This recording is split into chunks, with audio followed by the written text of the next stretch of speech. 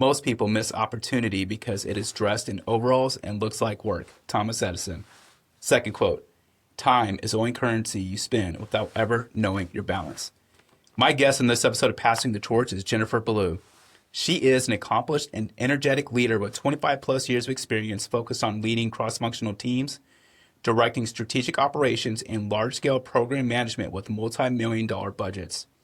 After 21 years of service in the Army, she continued serving veterans and their families initially by becoming a small business owner. Jennifer's focus was on helping clients live well to lead well through speaking, leadership, and well-being coaching and the practice of yoga. Jennifer is a speaker and true practitioner of resilience and joy. From overcoming trauma herself to being handpicked to help stand up the resilience program for Fort Bragg, North Carolina, Jennifer has a treasure trove of practical lessons to share. Ladies and gentlemen, please help me welcome wife, mom of three, Army veteran, nonprofit leader, yoga therapist, and author. Passing the Torch with Jennifer Ballou starts now. First and foremost, welcome to the show, and thank you for joining me. Oh my gosh. Thank you so much, Martin. I appreciate it. How was that intro? It was, I don't know, a lot. Yeah, there's actually more, and I was like, this is actually getting long, so I need to cut it short. That was a lot. But you do a lot, though. I do, or I have, yeah.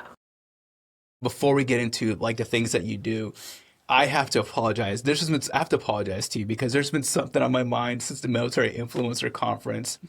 We were waiting, and you're gonna laugh at this, but I wanted to apologize in person. We were waiting in line to get pictures with Montel Williams. Mm-hmm. You took these amazing photos, and when I was looking at them, I'm like, these are great. And when I was showing my wife when I got back from the conference, she was like, did you take pictures for that person as well? And I did, and I realized how crappy I remember the pictures that I was like, yours looks so good of all the different angles. And I was like, God, I need to apologize to Jennifer. Not at all. You did great. I appreciate it. Yeah. So you have a lot going on. Let's talk about, first of all, how's the foot? Oh my gosh, my foot. Yeah. Yeah, I broke my foot back in March. Jeez, that was the first time I've ever broken a bone. Don't recommend it. I don't know if you know the story. It's not a glamorous story. The foot it's functional. It's not 100%.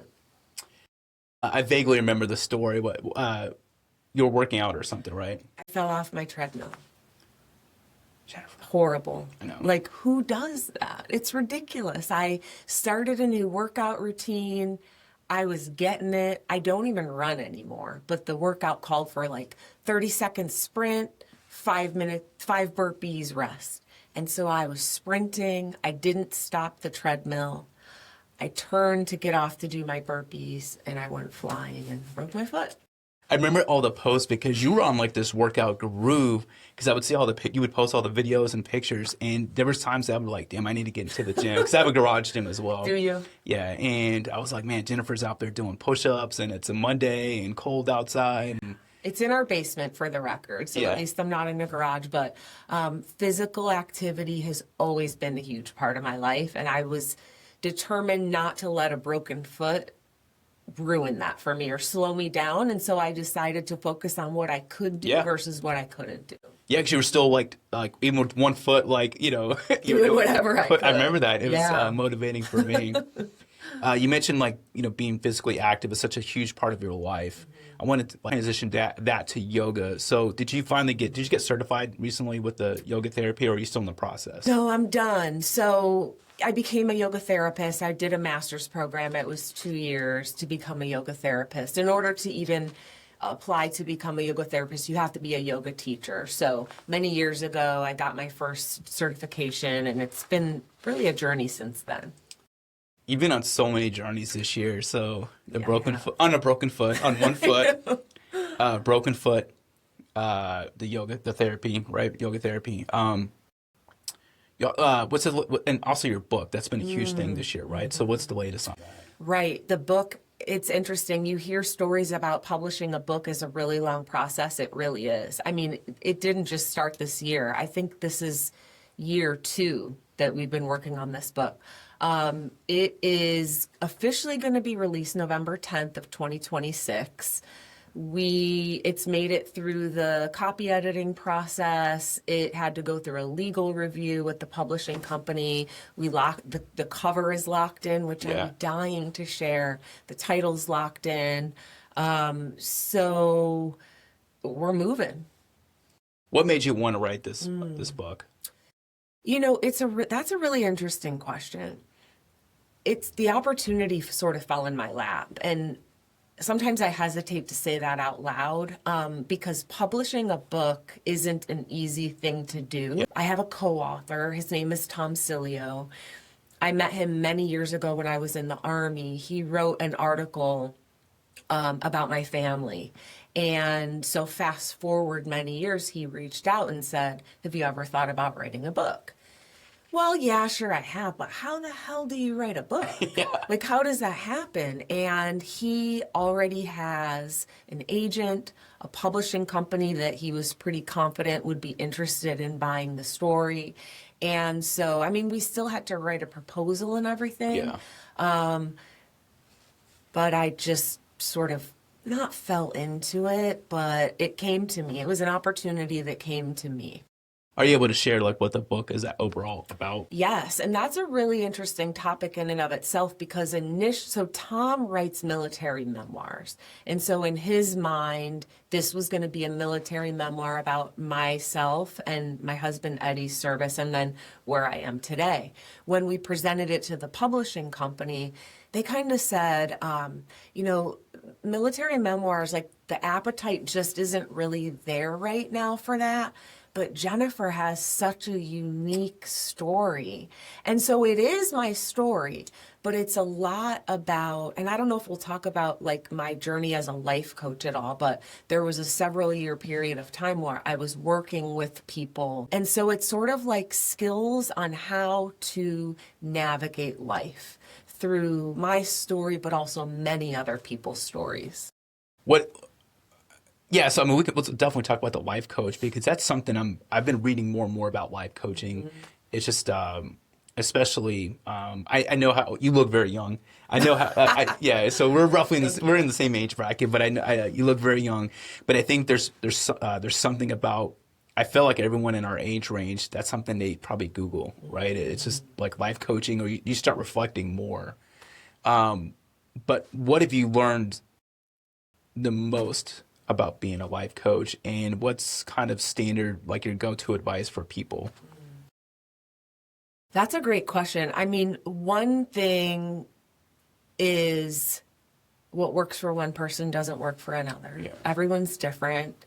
It's not about me. It's about the client. So you may come to me and share some things, and in my mind, I may think like you want to work on XYZ. But you might want to work on something completely different. And that's what's important. It's about what you want to work on. And another one is removing any judgment, which is not always the easiest thing to do. But in order to really support the client, gotta remove the judgment. That's something I've been struggling with I don't know, I go through like ebbs and flows where some days there's some areas of my life where I just don't care. But then there's other times like, man, I feel like I'm being judged. And, yeah, I don't know. So what's your advice on that? Because that's something I struggle with on a consistent basis. And just so I can be clear, you struggle with like when you feel judged by someone else or Yeah. other people. Yeah. I mean, we're human and we have feelings. And I don't want to speak for you, but I think typically having a military career or being in the military for long periods of time, there's this thought that like feelings don't matter. And they do, Yeah. right? You're human. And so I think it's important for you to maybe just sit back and think about like what it is about that particular thing or person or instance or thing that was said that's bothersome, and then decide what to do with it. Like, is that person in your close circle where Yeah. it really should matter, or do they not even matter? I don't know. That's a good point too, because I said judge, but it's almost, you brought up the military service. We're so used to being evaluated. So maybe that's I'm like, I think people, if they replace the word judged with evaluated, it might make more sense. So can I ask you a question? Yeah, absolutely. Do you find yourself evaluating others? Yes, but then I find myself giving them grace, or just I don't know if the proper term is sympathizing or empathizing with them, because it's just I've definitely grown more compassionate because I realize how flawed I am, and how much grace people have extended me grace. And there was a rough patch, 2018 through 2020. Aside from COVID and 2020, actually 2017 to 2020. That time frame, the worst, like, toughest years of my life, especially my adulthood.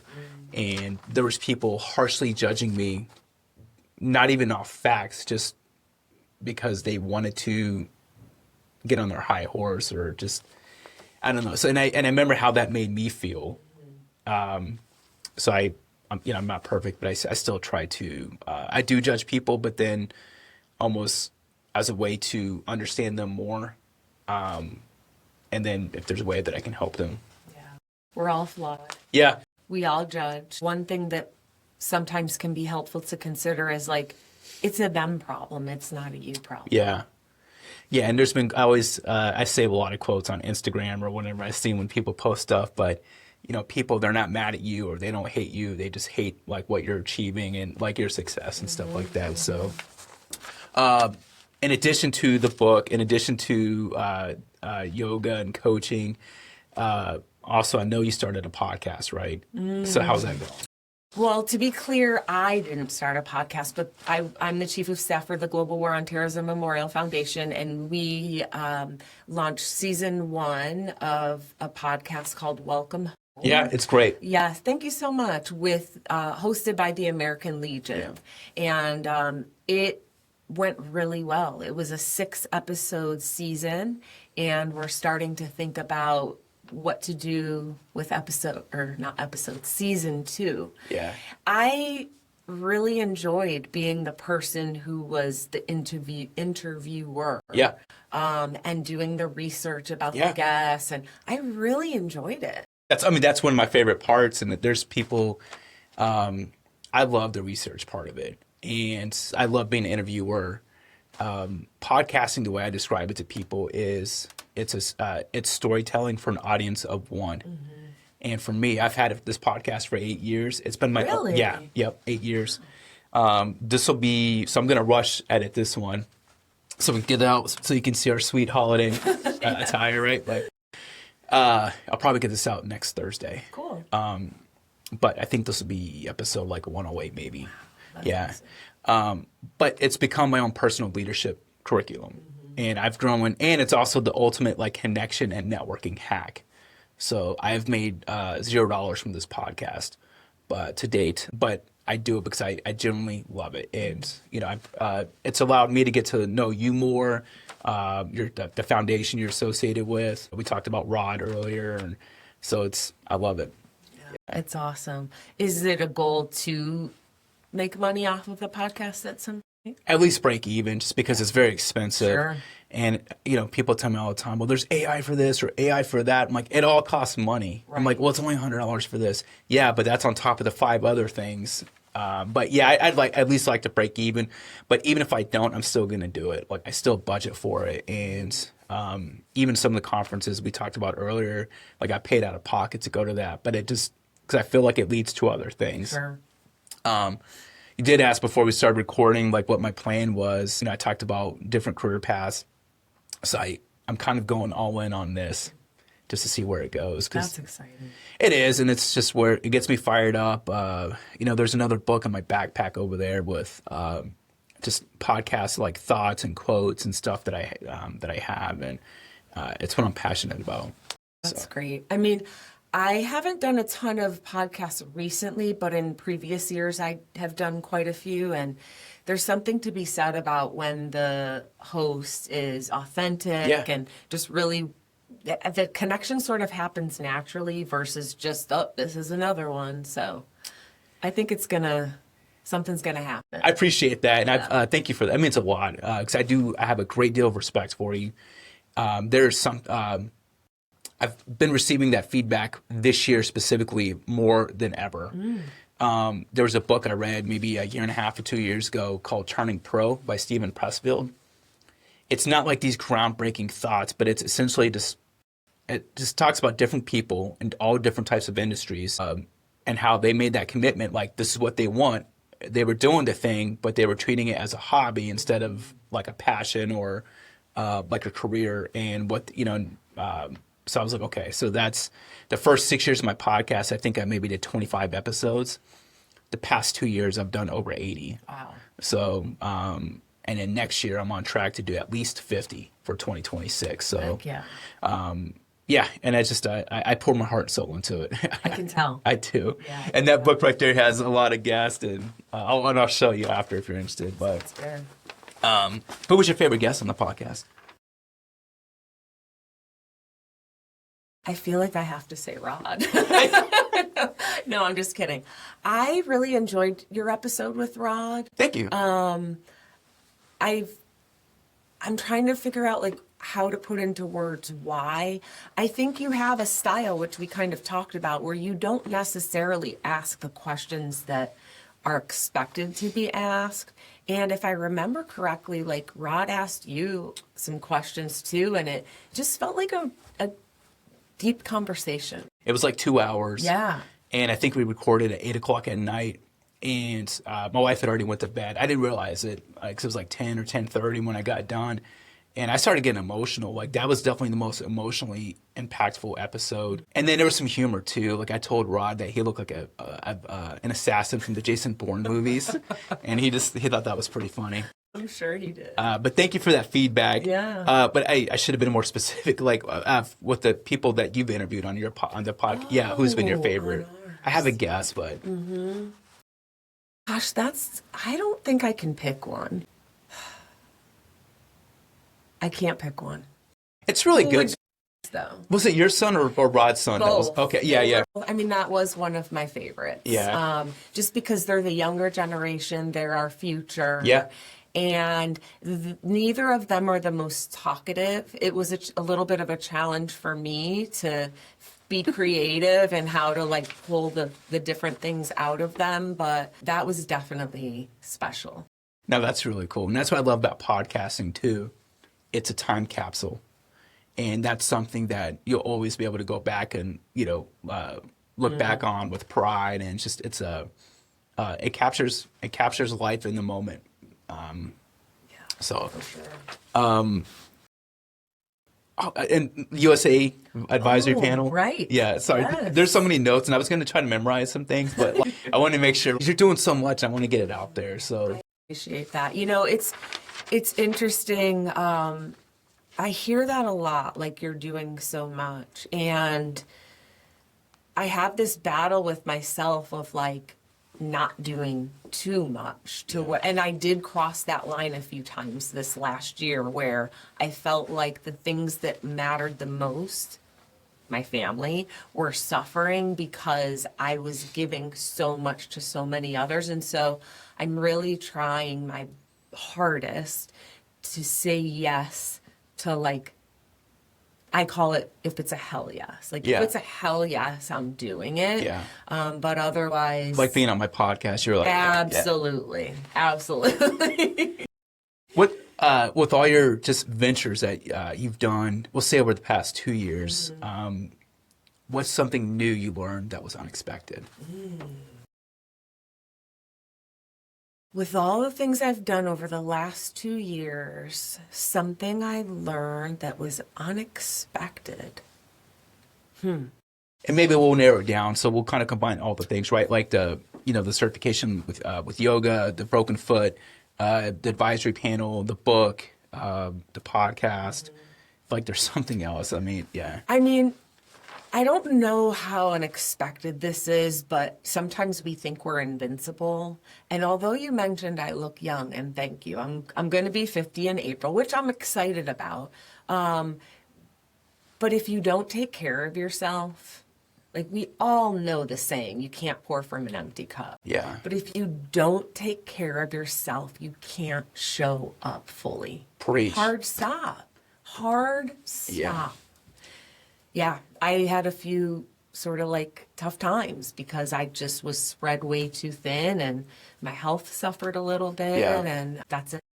You know who Joanne Bass is? Very well. Yeah, so she was on my podcast back in January of this year. There's a clip that I actually just posted.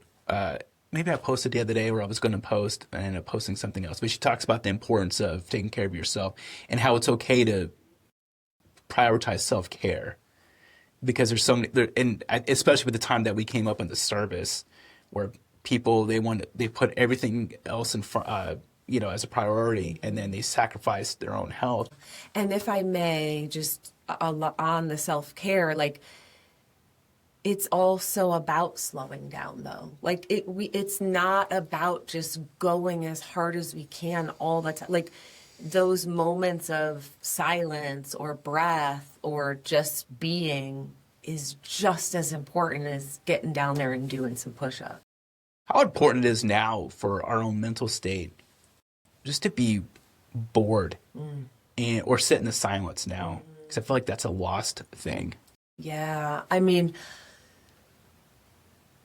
a lot of people that I work with, either through like coaching or yoga therapy or just talking to, will say like, I can't sit still. I can't be with my own thoughts. And usually my response is something like, well, what does that mean to you? Like, I can't tell you what that means, but if that's uncomfortable for you, like, what do you want to do with that information? No, that's good. That's good. I have a lighter question, and then we'll jump back into some more serious stuff. I asked if you know Joanne Bass, but I should have remembered, because I think there's a funny story there. Please discuss 4 a.m. Uber rides.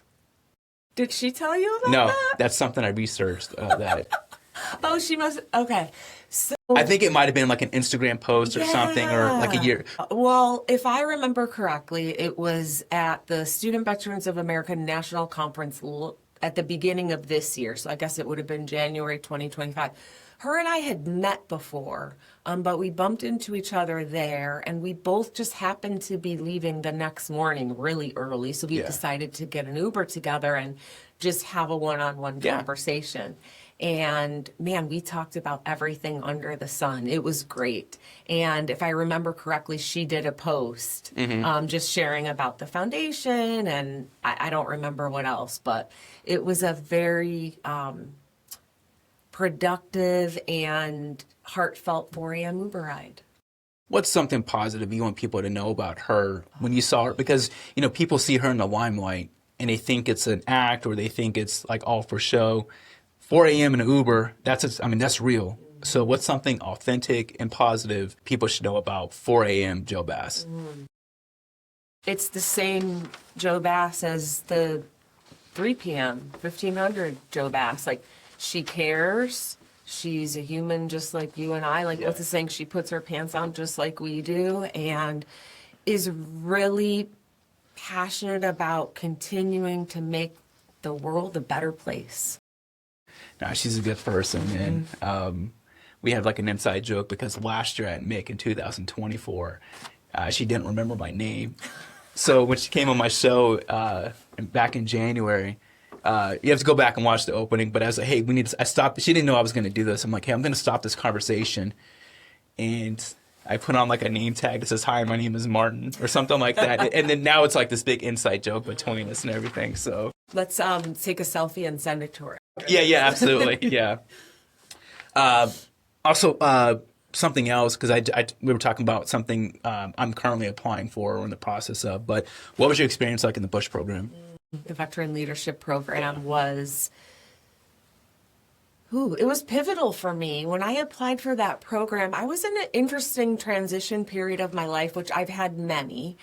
But this one in particular was sort of like a professional transition. Sorry, that's an understatement. A transition, like for you, like you have had many, but sorry, go ahead. And I had seen a few times on LinkedIn people posting about this program, and it just really sounded interesting to me. Yeah. And so I got into the program and was accepted. There are so many wins or takeaways from that program. I don't think my answer would be different than most, but the network, Yeah. the connections, not only in my cohort, which was cohort 4, hardcore 4, best cohort there ever has been, but all of the cohorts, just across all different industries, supporting each other. It's tremendous. There's lots of leadership programs out there. Nothing is like that. Regardless of like the political side that you're on, I think it's just a great opportunity to build connections and just elevate, those around you and yourself, right? Yes, absolutely. There was something I took a note on is that the reason why, so I have listened to you on multiple podcasts, and there's a note that I wrote down, I think earlier this year, but you mentioned that your decision to enlist in the Army came as a surprise even to you. What aspects of military service like resonated with you, and why was it a surprise? Well, a lot of times you'll hear people talking about the history of their family and the service that was in their family, and that wasn't really the case for me. The way that it was supposed to be is you graduate from high school and you go straight to college and you start your life that way. And you're from Columbus, right? Or I'm from the Cleveland area. Okay, yeah. I grew up in a town called Mentor, Ohio. Okay. And I worked at Little Caesars Pizza in high school. Can you say the slogan? Pizza, pizza. There you go. And one of my coworkers, she enlisted in the Army. She came in. It's a long story, but it sparked something in me. And I went to a private Catholic high school. Like, recruiters didn't come to our high school, so I went to the recruiter's office and ended up enlisting in the Army from and I honestly had no idea what I was getting myself into. No idea. It is really funny. From the first day, I loved it. Yeah. Like, scream in my face. Where'd you go to basic? Fort Jackson, South Carolina. I'm from Fort Sill. That's why. Are you? Yeah, Okay. my dad was a drill sergeant. Oh, cool. 1994. I was the soldier leader of the cycle in basic training. Just loved it. Just the teamwork. I think that, like, basic training was the first time I really was able to connect, like, hard work results in usually good things, if that makes sense. Yeah. And, like, when you put a whole bunch of people together working hard towards something, like, there's just something magical about that. Yeah. Yeah. So if you could go back, I love the show Quantum Leap. I'm so disappointed. The original and the remake. I'm not familiar. Oh, so God. Sorry. Yeah. I'm not even going to pretend. Yeah. Anyway, it's basically a team of scientists, and one person can travel back in time, but they're going back to right something that once went wrong, or just to kind of give people encouragement, whatever the case may be, right? But let's just say that if you could time travel back to when you're working at Little Caesars, like on the last day, or even your first day of basic training, or the day that you graduate from basic training. So you pick whichever one. Mm-hmm. What 3-word message would you give yourself? 3-word message? Yeah. Don't ever stop. I don't know why I say 3 words, but yeah. I mean, if I had more time to think of it, but yeah, don't ever stop. Kind of going back to all the different life transitions that you've had, in retrospect, do you recognize any gifts suffering from the difficult times? I mean, naturally, my mind goes to the loss of Eddie. Yeah. There have been a lot of gifts that have come from that, and that's a tough one because there's so much emotion associated with all of that. But one of many gifts from that and from him is just unapologetically loving hard. whether that's a person or like your love for podcast, just unapologetically loving heart. He didn't care. Like, he loved me so much. And back then it was kind of maybe a little embarrassing or annoying, but like, man, just if more people loved that hard, what a gift. There was something, it might have been the Tom Brady documentary or some, there was someone talking about the most successful people and the most confident people. And it's because, and they use Tom Brady as an example and whoever else, right? Yeah. But like one common trait, I think is, and I'm paraphrasing, but the most successful and confident people have one person in their life that loves them unapologetically or unconditionally, whether it's their mom, usually it's the mom, Yeah. right? Or their spouse. But, and I think about, you know, there's always like this mental health crisis, you know, not just in the military, but just across society. And I wonder, like, how much of that is because that one person doesn't have that one person who loves them, you know, times a million or whatever. I also want to just transition to the Global War on Terrorism Memorial. As a Gold Star Fellow and co-chair of the Design Advisory Council, what do you hope the Global War on Terrorism Memorial will convey to visitors? And how do you envision it as a space for healing and reflection? That was a long question, so I'm going to take a stab at it. Yeah, yes, no, yeah, sorry. But yeah, it's just like, I guess in summary, like, what do you hope it offers in terms of vision, like for reflection, for healing and reflection? So our president and CEO, Michael Rodriguez, wrote 4 tenets for their foundation many years ago, which are honor, heal, empower, and unite. And those are really like our guiding star, our North Star, as we navigate bringing this memorial to life. And so, I mean, that's in summary what I hope is that we will honor all the men and women who have served and sacrificed in the GWAT, as well as the families that have supported them. Yeah. That this memorial will provide healing in whatever way it means to each individual. That's different for all of us. That it will empower, that it will tell stories, and that it will unite our nation and our world, really. Yeah. So I just hope that it brings all of those things, and I know it will. I don't hope, I know it will. Yeah, and I want to ask you the same question I asked Rod earlier this year is what impact do memorials have on storytelling? I mean, memorials have a huge impact on storytelling. Yeah. I honestly think, like, there's no way for us to even know the power that once this memorial is built and dedicated, the power that it's going to have. Because I think, I mean, let's just use the Vietnam Veterans Memorial, for example. You know, we know that generation of warfighter and World War II as well, like, they didn't really talk about their experiences and their service. But a lot of times you'll hear stories of veterans who go to visit the memorial, and then they will start to talk about those experiences, which ultimately starts to provide some healing for them. Yeah. And so I would imagine that the Global War on Terrorism Memorial will be similar in that there's so many stories that are already told, but like, what about all the ones that haven't been? Yeah.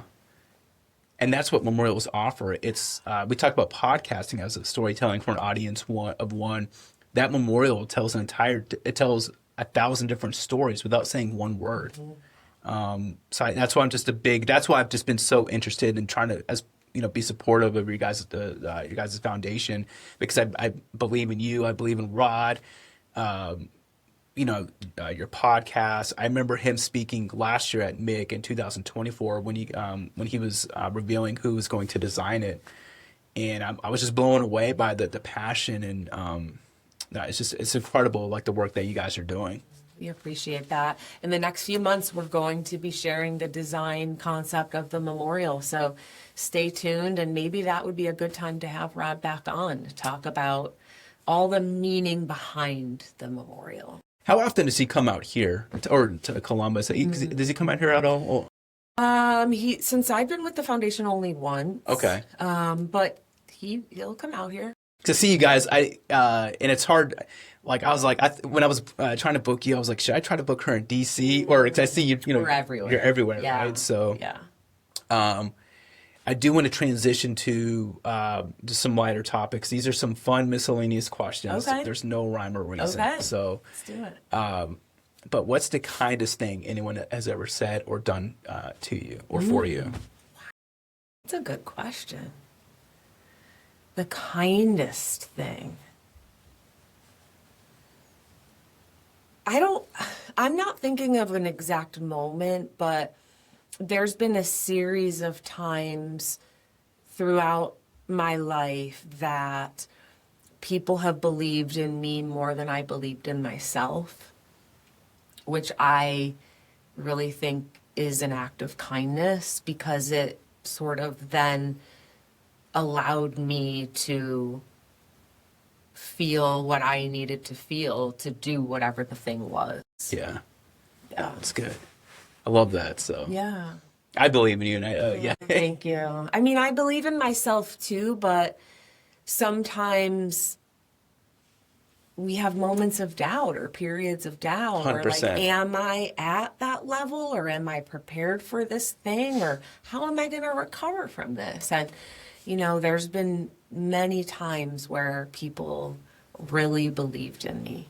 Yeah. In your times of doubt, do you have like a go-to saying or phrase that you tell yourself to, just to amp yourself up? A lot of times it's something along the lines of like, yes, you can. Yes, you can. That's good. Yeah. That's good. Please tell us a story about a new friendship from the past 2 to 3 years that you've made and how that friendship came about. Well, we've talked about Joe already. That would be one. That Okay. probably would have been my first one, but let me think of another one. It's interesting because there's been about 4 or 5 women in the last year. That's great. That I have this vision that I want, and they're all like usually in the DC area that I want to bring together and introduce to one another. One that comes to mind is Dr. Susie Carmack. Okay. She was the chair of the graduate program that I just graduated from. She left before we were done, and sometimes you just feel a connection with somebody. And when I finally graduated, I reached out to her, and we've seen each other several times since then. What was the question? Like a friend that... A new friendship from the past 2 to 3 years, Yeah. and just like how that friendship came about. It came about because we had a lot of similarities in our love for yoga, but like how that translates into leadership and Yeah. high-powered individuals, and taking this ancient practice and talking about it in a way that resonates with you, that doesn't feel woo-woo. Yeah. And she's just a good human and a powerhouse. Why does it tie into leadership, yoga? Because I agree with that. I'm just curious. Why? Well, I think first it's important to clarify that yoga is so much more than rolling out a yoga mat and like doing these different movements, right? It's a mindset. It's a way of living. And one of the things that starts with is honoring yourself, loving yourself, being true to yourself. And we live in a world that is so fast-paced and will suck every ounce of everything out of us if we let it. Yeah. And yoga is really about like taking a step back and figuring out like what you need in these moments and giving that to yourself. Yeah, it's I told you I've just been reading more about like life coaching, and I actually just finished a book called Living with Monks. It's by Jesse Itzler. He owns the Atlanta Hawks and he's an entrepreneur. His wife is Sarah Blakely, the Okay. founder of Spanx. But anyway, he I think he lived with the monks. He lived on a monastery for 15 days, and I think with no phone or anything. This is like in 2017 or 2018. But just to build a better connection with himself, just free of distraction. And I think to your point, like in this world now, it's hard to escape. Yeah. So Have you read How to Think Like a Monk by Jay Shetty? Do you know Jay Shetty? I love Jay Shetty. I've never read that book You though, gotta read so I'll check it out. It's one of So, my favorites. Yeah. Yeah, it's really good. Very similar, sort of. another dream podcast. Yes, I don't know. Yeah. Yeah. It's my dream, like once my book is published, to either be on his podcast or to meet Brene Brown, who's a huge inspiration to yeah. me. Like let's speak those into existence. We Yeah. got this, so we're gonna make that happen. Let's so do it. Yeah. no, that's good. I want to do what I call the name game, so I'm just gonna say a name. Just say a few positive words. If you want to custom names, when I say the name too, but that's fine. Okay. The first one is Rod. Oh my gosh. Passionate, loving, authentic. And out of shape, I think I'm joking. Oh I'm my joking. gosh. I'm joking. Seriously. He's a force. Force is another one. Yeah, force. Another name is Nate Boyer.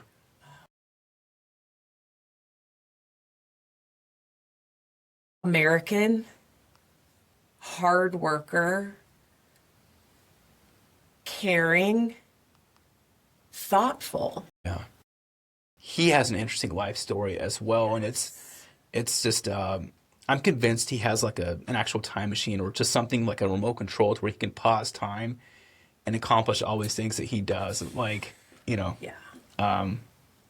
So I told you about that conference I went to in LA a couple months ago. The keynote speaker was Justin Garza. He's a Navy SEAL and he's an actor.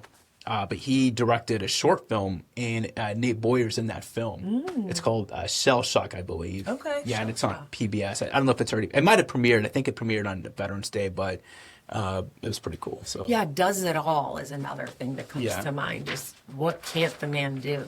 yeah. The last name, and certainly not least, is Cortez Riggs. Oh, Cortez. Oh my gosh. Quiet professional, visionary, hard worker. I think unapologetically himself, right? Because imagine in 2013 or 2014, or whenever he started this whole vision for ultimately became Mick, and just he's daring. So, Daring is a good one too. Yeah. Yeah. No, it's good. Team builder is another good one for him. Think about how it started to what it is now. Like, there's a huge team that Yeah. rallies around him and Yeah. just shows up. Yeah. Yeah.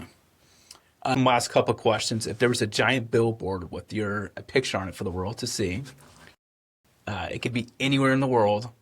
Where would you want the billboard to be, and what would you want your billboard to say? So if you're driving, it's 4:03 a.m. and you're in an Uber with a random With a random Joe Bass.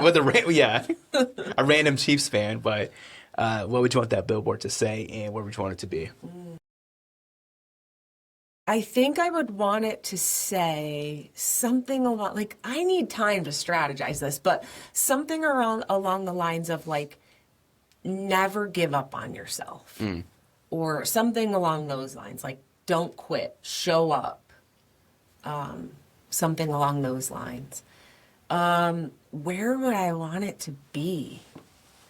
I would want it to just, since this is a fictional story anyways, I would want it to just magically show up for anyone who needed to see it.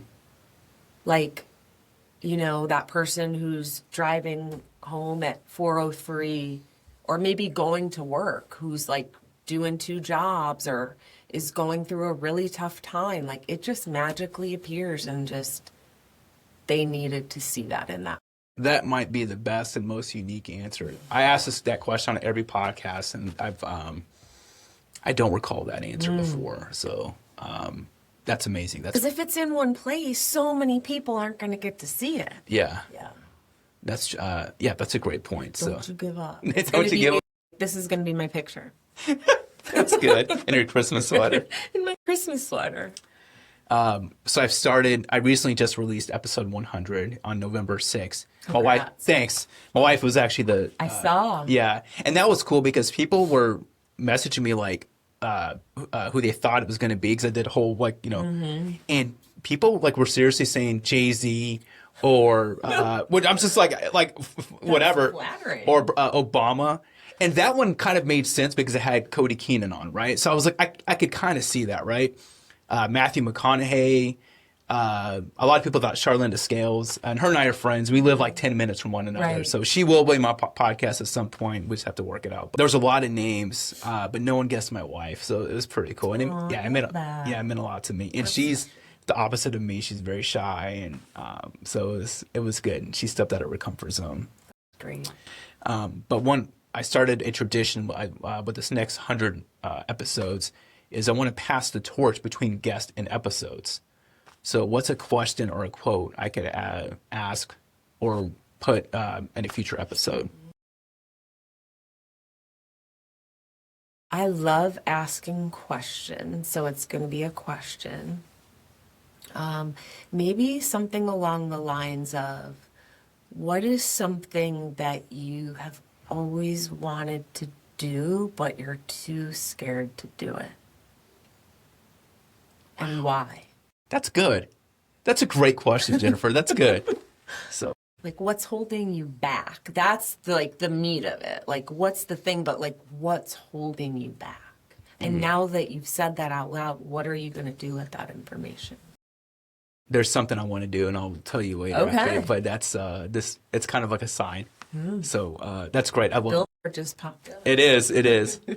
What's your ask to anyone listening, or what do you want them to know if they want to find out more about you or anything you're involved with? Like, what's your ask, and where do you want people to go? Yeah.